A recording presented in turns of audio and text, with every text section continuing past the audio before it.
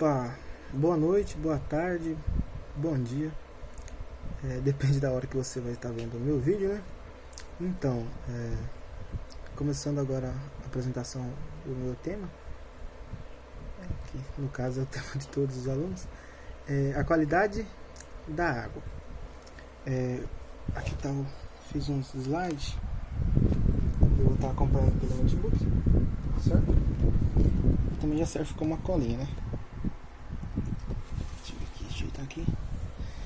Então, quando pensamos na questão de qualidade de água, da água no caso, e pensamos, levando em consideração na área da piscicultura, é o principal fator que devemos nos preocupar, uma das questões que a gente tem que colocar o maior cuidado nessa questão. E também pensamos na questão que para você ter uma piscicultura de sucesso, uma piscicultura lucrativa que dê retorno para você, você tem que estar levando esse parâmetro muito a sério mesmo, essa questão de estar fazendo monitoramento, estar acompanhando como está a situação da água, como é que está a qualidade da água, porque se você não tiver qualidade na sua água, você não vai ter o rendimento esperado. Você não vai, o seu peixe não vai se alimentar bem, não vai desenvolver e não vai apresentar um rendimento aí esperado no caso. E isso é prejuízo, isso gera alguns problemas futuramente no caso. Então, por isso, levando em consideração isso, devemos sempre estar fazendo monitoramento da qualidade da água.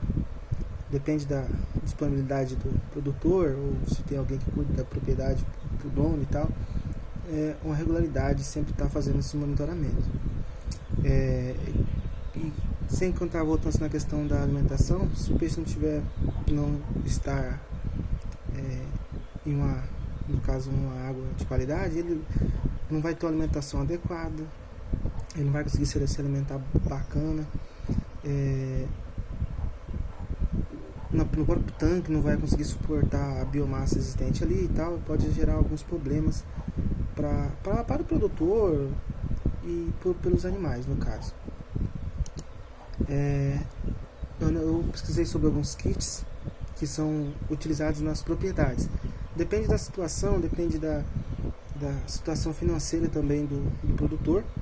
Os mais comuns no caso são os kits kit produtor de água doce no caso. Kit produtor de água doce, que é o mais simplesão, o mais que vem apenas os reagentes, vem o recipiente para coletar as amostras dos tanques e geralmente é feito mais as análises de pH no caso e amônia, que é o mais necessário, que eles fazem mais diariamente, semanalmente ou quinzenalmente, de acordo com a disponibilidade de cada um e o interesse também.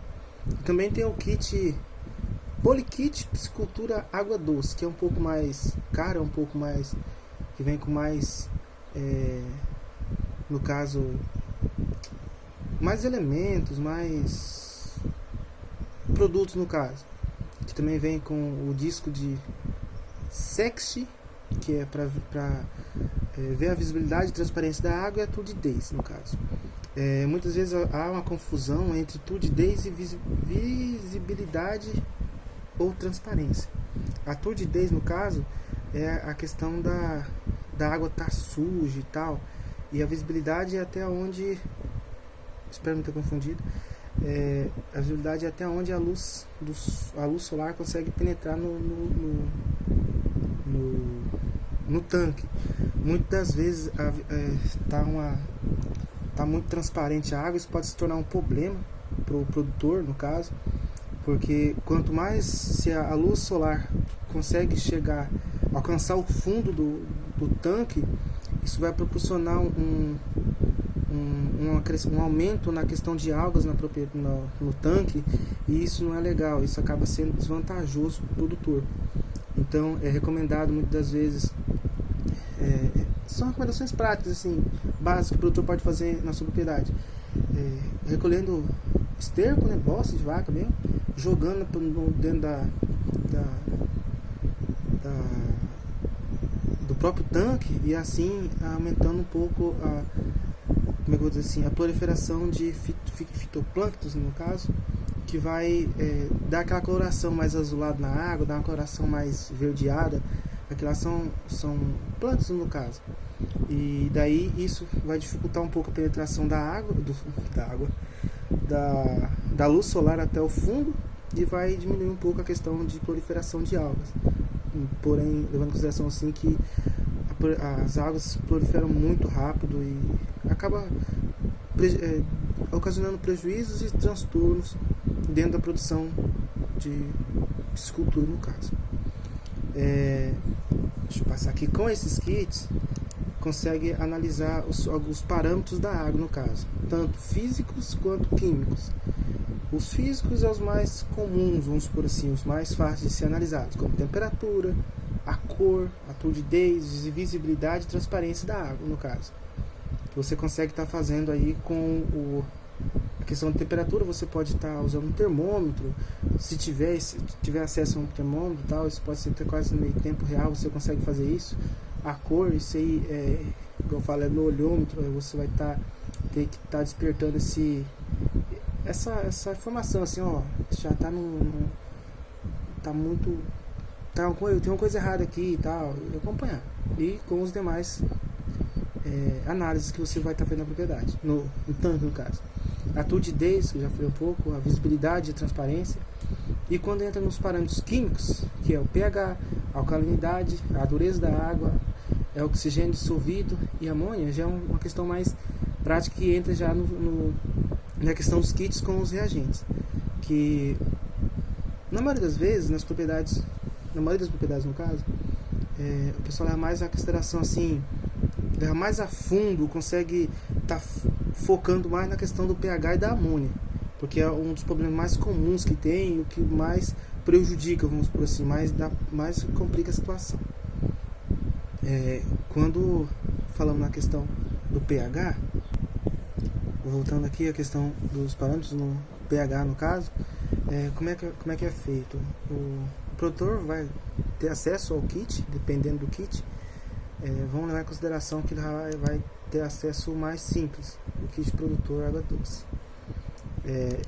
Ele vai ir no tanque que ele quer fazer a análise, coletar uma amostra, vem no caso um recipiente, né, com a medidinha certinho, e vem toda um formuláriozinho que você segue parte por parte para você conseguir fazer a análise com êxito, no caso. E ela vai estar as informações, você segue, vai pegar no tanque uma quantidade de água desejada, coloca nesse recipiente, e onde vai ser colocado uma gota do reagente para fazer o teste de pH. Você vai colocar no recipiente junto com a água, com a quantidade adequada, vai esperar de 3 a 4 minutos e você vai ter um resultado. Vai ficar a coloração um pouco mais azulada, e daí vai depender. Por quê?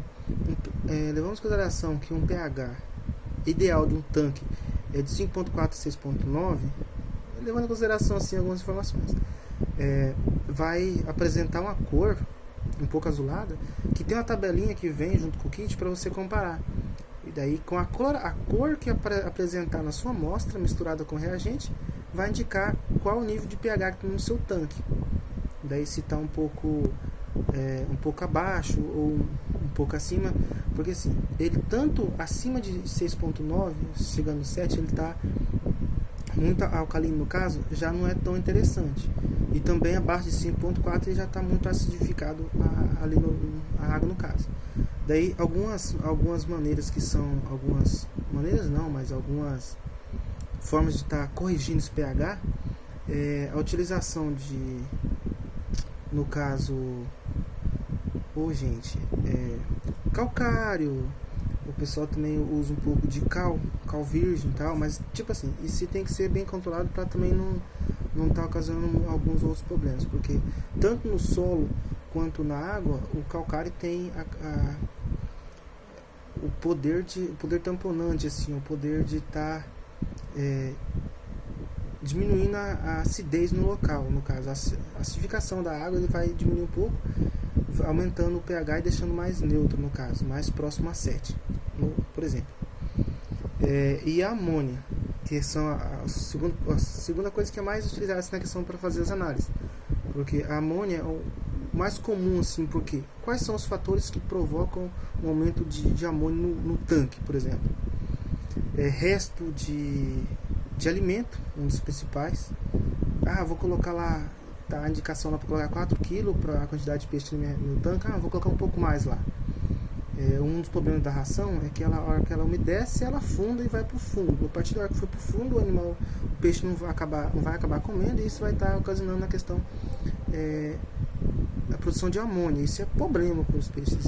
A amônia é tóxica, vai ocasionar problemas.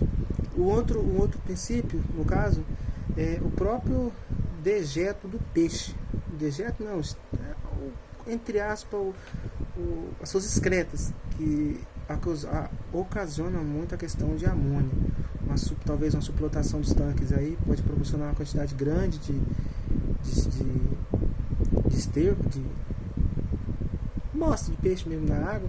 Isso pode estar ocasionando. Outro fator também importante também é a questão de outros peixes, carcaças de peixe dentro da água, a questão assim que pode também proporcionar a questão de aumento da amônia no tanque, no caso.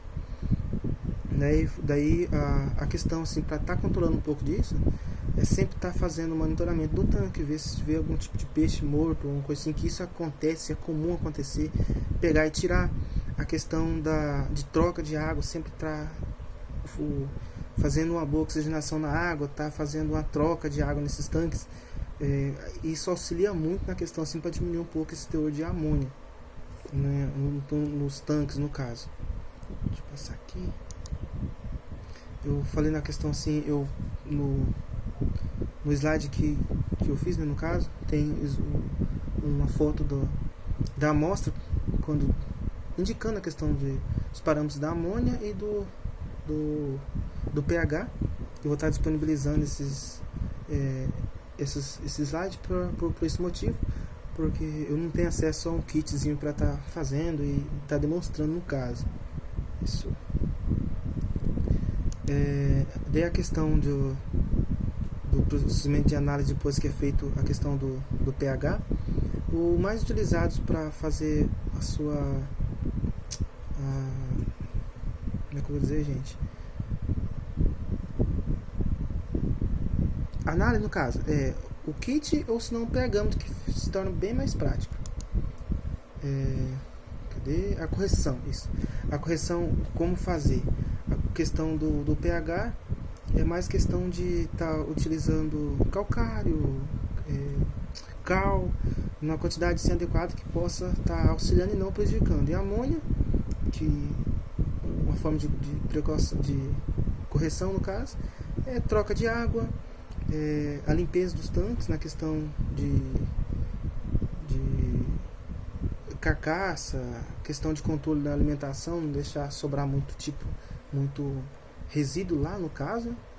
Isso desse, alguns outros os parâmetros que devem ser analisados, mas daí já foge um pouco da questão da propriedade em si. O produtor conseguir fazer essas análises na própria propriedade, é a questão dos minerais que também devem ser analisados, tipo a questão de fósforo, enxofre, nitrato, ferro, que são outros minerais que com certeza vai estar auxiliando, fazendo um controle deles, ver como é que está a situação e tal, e tentando fazer essas correções também, introduzindo essas deficiências e corrigindo. Quando um fato me interessa que eu encontrei, eu vi, no caso, eu não tinha muita informação sobre a dureza da água. Quando você faz a análise, no caso, manda então, para um laboratório e tal, eles vão analisar a questão de a quantidade